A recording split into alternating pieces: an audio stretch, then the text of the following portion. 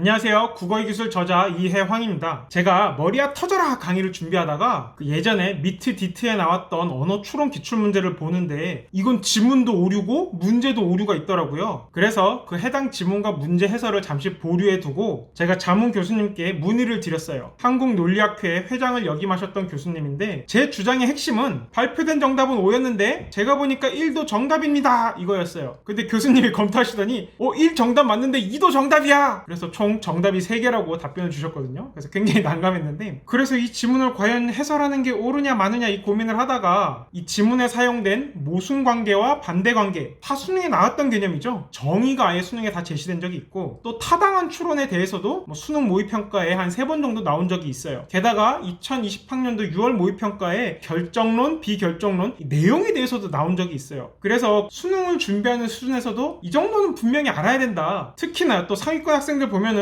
리트 언어 이해나 미트 디트 언어 추론 많이들 공부하잖아요. 그래서 이 지문을 공부한 학생들도 적지 않을 텐데 좀 바로 잡을 필요가 있다라고 생각을 해서 제가 수능 대비로 연 강의지만 이 지문을 한번 자세히 이야기해 보려고 합니다. 이 문제 해설을 본격적으로 하기 전에 알아야 될 기초 개념이 한 2가지 있습니다. 모순과 반대의 차이, 그리고 타당한 추론이란 무엇인가. 이미 수능 모의평가 기출문제를 잘 공부해서 그것에 대해서 알고 있다면, 혹은 이 머리야 터져라 이 강좌의 4강과 6강을 들었다면 바로 여기로 이동하셔서 문제 해설을 보시면 되고, 모순과 반대 무슨 차이야? 타당한 추론은 또 뭐야? 이런 생각이 든다면 제가 4강과 6강에서 이 개념 설명을 짧게 한 부분을 그대로 여기에 이어 붙일 테니까 한번 쓱 보고 계속 진행되는 문제 해설 강의를 들어주세요. 자, 그럼 화면 전환됩니다. 문장 A와 문장 B가 논리적 모순관계이다. 동시에 참일 수도 없고, 이거는 true를 얘기해요. 동시에 거짓일 수도 없는 것을 논리적 모순이라고 한다. 그런데 이 첫 번째 줄 우리 이전에 배웠어요. 이걸 뭐라고 얘기하냐면 반대 관계다 이렇게 부른다고 배웠죠. 이걸 어떻게 표현한다고요? 동시에 참일 수 없으니까 어느 하나가 참이면 다른 하나는 거짓일 수밖에 없다. 이게 바로 반대 관계를 나타내는 표현이고, 이거는 뭐랑 같아요? A가 아니라 B가 참이어도 어때요? 어느 하나가 참이면 동시에 참일 수 없으니까 A가 거짓이다 이렇게 나오죠. 그리고 이 2개는 대우에 의해서 이 동치관계가 성립합니다. 의미가 뭐라고요? 둘 다 동시에 참이 될 수 없다. 어느 하나가 참이면 다른 하나는 반드시 거짓일 수밖에 없다라는 게 이 반대 관계를 나타내는 표현이에요. 자, 그러면 이 2번째 건 뭐냐? 동시에 거짓일 수 없다. 이것도 제가 이렇게 해갖고 얘기한 게 있었죠. 바로 소반대 관계입니다. 이거는 동시에 거짓일 수 없기 때문에 만약에 어느 하나가 거짓이라면 다른 하나는 무조건 뭐예요? 참일 수밖에 없어요. 왜? 동시에 거짓일 수 없으니까. 이건 꼭 A를 기준으로 하지 않고 B를 기준으로 하더라도 만약에 B가 거짓이면 다른 하나가 참일 수밖에 없다. 이렇게 나타내면 되고, 마찬가지로 이 2개는 대우 관계이기 때문에 동치 관계가 성립합니다. 그러니까 이제 왼쪽에 있는 거나 오른쪽에 있는 거 하나만 써도 의미가 통해요. 그렇다면 이 2개를 합친 모순 관계는 어떻게 표현하느냐? 이렇게 묶어서 나타내면 돼요. 요게 반대 관계라는 뜻이고 요게 소반대 관계라는 뜻이죠. 그래서 이 2개가 동시에 만족되면 바로 모순이다. 동시에 참일 수도 동시에 거짓일 수도 없다라는 뜻이죠. 어떤 추론의 전제가 참일 때 이 부분을 잘 독해해야 돼요. 이 말이 전제가 참이라는 거예요? 그렇게 생각하면 문제가 많은 사람들이에요. 그냥 참일 때라는 거지 참이라는 뜻이 아니라고요. 이거는 여러분들이 김소월의 진달래꽃 해석할 때도 많이들 저지르는 오류인데, 나보기가 역겨워 가실 때에는 이 말이 지금 나를 역겨워한다라는 거예요? 아니에요. 그냥 그러하다면 그렇게 가정했을 때 그 뜻이거든요. 이 말도 마찬가지예요. 참이라고 주장하는 게 아니라 참이라고 가정했을 때라는 뜻이에요. 가정했을 때 거짓일 가능성이 없으면 그 추론은 타당하다라고 한다. 그리고 제가 이제 배경 지식을 통해 말하자면 이 추론 1이라고 제시된 게 뭐냐, 이 타당한 추론이라는 게 뭐냐, 이게 바로 연역추리, 연역추론이에요. 앞에서 제가 연역추론이 뭐랑 같다고 했죠? 진리 보존적 추리라 그랬죠? 자, 보세요. 전제가 참이라면 결론이 거짓일 가능성이 없다. 반드시 참이라는 얘기니까 전제의 참이 결론에서 보존돼요. 그리고 이런 추론을 어떻게 표현하냐? 타당한 추리다 라고 얘기한다. 그게 이 지문에 나온 거죠. 자, 2개의 진술이 동시에 옳을 수 없는 경우가 종종 있다. 이거를 양립 불가능하다고 해요. 2개의 진술이 동시에 참일 수 있으면 양립 가능하다. 동시에 참일 수 없으면 양립 불가능하다. 이제 지문에서는 양립 불가능 대신에 서로 대립한다라는 표현을 썼어요. 하여튼 이 대립에는 2가지 방식이 있다. 첫 번째가 바로 모순, 다른 하나가 바로 반대래요. 이 모순 관계는 어느 한 진술이 옳으면 다른 진술은 그럴 수밖에 없는 관계다라고 설명이 되고요. 이 반대 관계는 뭐예요? 둘 다 옳을 오를 수는 없지만 둘 다 그럴 수는 있는 관계다라고 나와요. 그래놓고서 재밌는 게 이 모순과 반대 관계를 이해하지 못하여 혼란에 빠지는 경우가 있다라고 했어요. 이 말이 얼마나 웃기냐면 이 글을 쓴 출제자가 모순과 반대의 개념을 제대로 이해하지 못해서 혼란을 겪고 있는 거거든요. 제가 앞서 개념 강의에서 뭐라 그랬어요? 어느 한 진술이 옳으면 다른 진술이 그를 수밖에 없는 관계가 바로 반대 관계라 그랬어요. 그러니까 지금 여기 제시된 정의는요, 모순 관계에 대한 정의가 아니라 반대 관계에 대한 정의예요. 왜냐? 이 뒤에 나오는 반대 관계 뜻을 봐요. 둘 다 옳을 수는 없대요. 둘 다 옳을 수 없다면 어느 하나가 옳을 때 다른 거 어때요? 반드시 그럴 수밖에 없죠. 뜻이 똑같아요. 따라서 이 지문 자체가 잘못되었어요. 모순 관계라는 설명이 정확하게 되려면 여기에 뭔가 추가되어야 돼요. 어떤 게 추가되어야 돼요?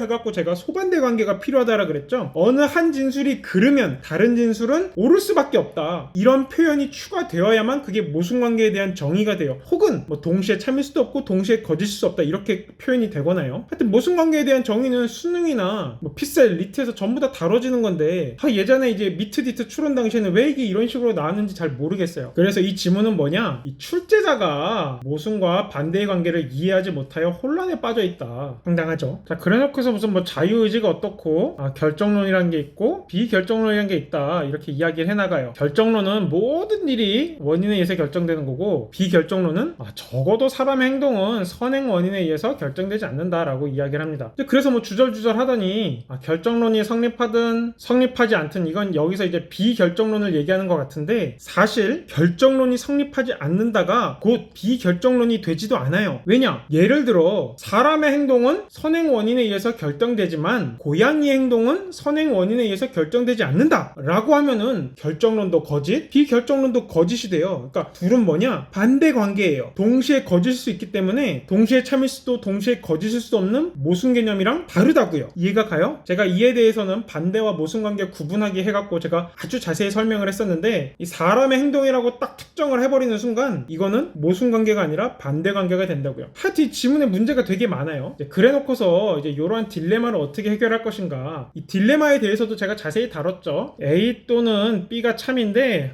A면 C이고 B면 C다. 그럼 따라서 결론이 뭐였어요? C다. 이게 딜레마의 형식이었어요. 그리고 이 딜레마를 비판하는 방법에 대해서 제가 3가지로 7-1강에서 다뤘죠. 그 중에 하나는 수능에 굉장히 빡세게 나왔던 거예요. 제자로 받아주세요. 제가 승소하면 돈 드릴게요. 이랬다가 뭐 그런 지문 있었잖아요. 똑같은 내용이 2013년에 PSAT에도 나온 적이 있어갖고 뭐 피셋이나 리트 준비하시는 분들도 지금 당장 몰라도 반드시 공부해야 될 지문 중에 하나예요. 하여튼 간에 이 딜레마를 어떻게 해결할 것인가, 여기서 해결은 딜레마를 비판한다는 건데 3가지가 있어요. 첫째, A와 B 2개의 뿔이 달려드는데 둘 다 부정해버리고 중간으로 샥 이렇게 피해가는 게 있죠. 여기서도 그 얘기 하는 거예요. 결정론과 비결정론 이외에 제3의 길이 있어서 그리로 피해갈 수 있다. 이걸 제가 뿔 사이로 피하기라는 전략이라고 알려드렸죠. 그러나 이 방법은 성공하지 못한다. 이것도 틀렸어요. 그러니까 성공할 수 있어요. 결정론과 비결정론이 둘 다 거짓인 경우 언제라고요? 사람의 행동은 선행 원인에 의해서 결정되지만 고양이의 행동은 선행 원인에 의해서 결정되지 않는다가 참일 경우, 결정론과 지문에 나온 비결정론은 둘 다 거짓이 돼요. 제가 다른 배경 지식 더 안 갖고 오고 딱 지문만 갖고 얘기하는 거예요. 그렇죠? 둘 다 거짓이 될 수 있잖아요. 그러니까 즉 이 결정론과 비결정론은 애초에 모순 관계에 있는 주장이 아니에요. 반대 관계, 동시에 참일 수 없을 뿐이라고요. 그래서 뭐 두 이론 중 하나는 반드시 옳을 수밖에 없다. 아니요, 둘 다 거짓일 수 있어요. 다 헛소리입니다, 이 부분이.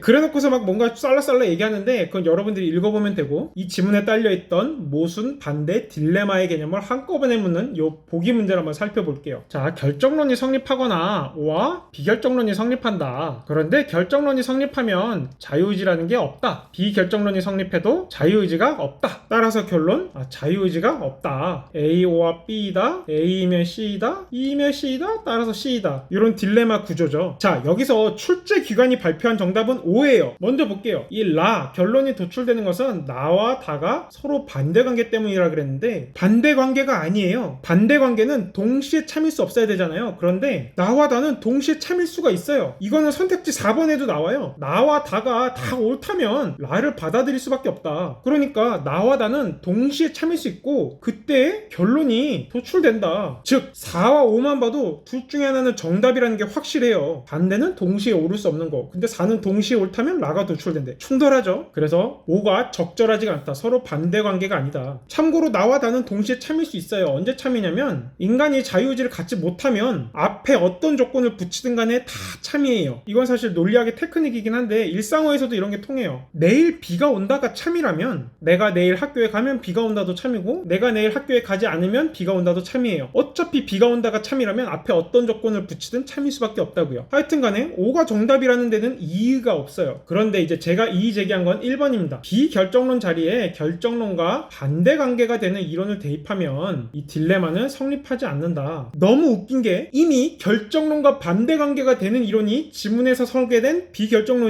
이게 학문적으로는 결정론과 비결정론이 모순 관계가 되게 정의를 할 수가 있어요. 그런데 이 지문에서는 그렇게 엄밀하게 정의를 안 해버리는 바람에 반대 관계가 됐어요. 그래서 이미 반대 관계가 되는 이론이 대입되어 있다라는 게 핵심이고 이제 뭐 출제자의 의도를 최대한 배려해서 그래 출제자는 비결정론을 모순 관계로 봤다라고 쳐볼게요. 그런데 이게 모순 관계가 아니라 반대 관계가 되는 그런 이론을 대입하면 어떻게 될 것인가. 이 보기의 비결정론 자리에 결정론을 제외한 어떤 단어를 다 집어넣든 간에 전부 이 딜레마가 성립해요. 어떤 단어를 넣든 간에 이 형식이 바뀌는 건 아니기 때문에 그래. 형식. 이 추론은 형식이거든요. 형식. 그래서 여기 B 자리에 뭐가 들어가냐 아무 상관이 없어요. 그래서 성립하지 않는다가 틀렸어요. 제 생각에 이 출제자는 딜레마의 성립과 이 딜레마의 비판을 혼동한 것 같아요. 그래서 이런 희한한 선택지를 만들고 1번은 적절하다고 본 것 같은데 비결정론 자리에 결정론을 제외한 어떤 걸 넣든 딜레마는 성립한다. 아 비결정론 자리에 결정론을 넣으면 어떻게 될까요? 그때도 뭐 딜레마라고 우겨볼만 하긴 한데 근데 사실상 그 형식이란 게 정권 긍정이랑 똑같기 때문에 이 정권 긍정이란 것도 이 수능 모의평가에 등장한 적이 있죠. 알고 있어야 되는 용어예요. 제가 뭐 논리학 용어를 막 배경 지식으로 얘기하는 게 아니라 전부 기출문제에 있던 그래서 아마 출제자들도 학생들이 이 정도 용어는 이미 공부해서 알고 있을 거야. 왜? 애들이 뭐 기출문제 공부 안 하면 뭐 하겠어? 이렇게 생각하고 얼마든지 간략하게 출제할 수 있는 바로 그 개념 전권 긍정이기 때문에 1번은 결정론만 빼면 다 넣을 수 있다. 결정론을 넣어도 딜레마라고 우겨볼 수 있긴 한데 하여튼 사실상 그건 정권 긍정이 아니냐가 이제 제 주장이고 자 이제 2번 교수님이 말한 건 2번도 적절하지 않다 했는데 아주 낮은 수준으로 이해하자면 제가 이미 설명을 했어요.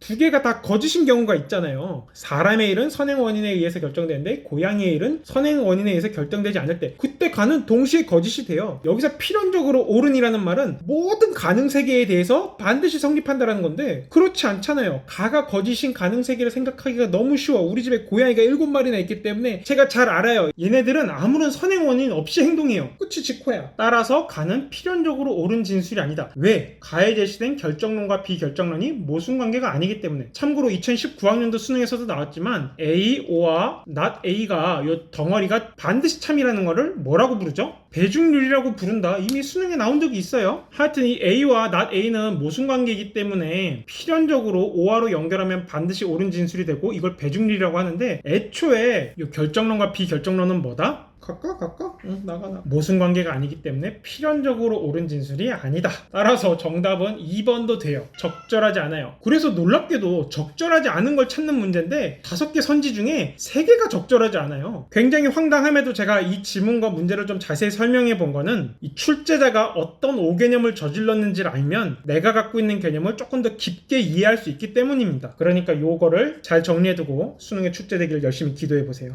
저도 같이 열심히 기도하겠습니다.